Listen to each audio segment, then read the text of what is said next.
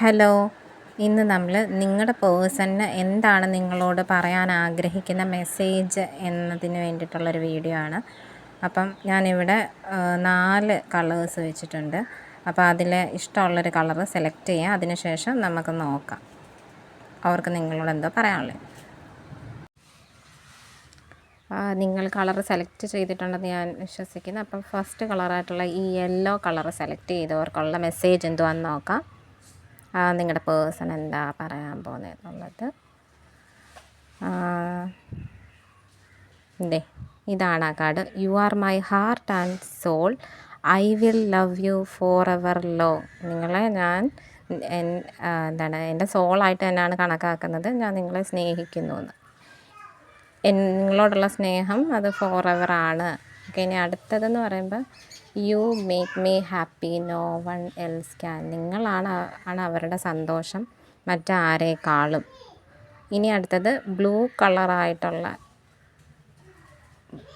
Colour select ചെയ്തവർക്കുള്ള reading ആണ്.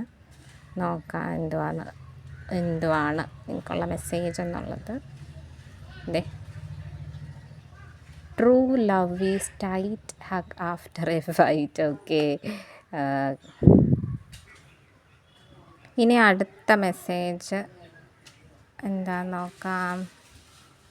Hand in hand, നിങ്ങളുടെ കൈ പിടിച്ചിങ്ങനെ ഇരിക്കാൻ വേണ്ടിയിട്ട് അയാൾ ആഗ്രഹിക്കുന്നുണ്ടെന്ന്. ഓക്കെ, ഇനി അടുത്തത് ഈ ഒരു കളറ്, ഈ ഷെയ്ഡ് സെലക്ട് ചെയ്തവർക്കുള്ള റീഡിംഗ് ആണ്.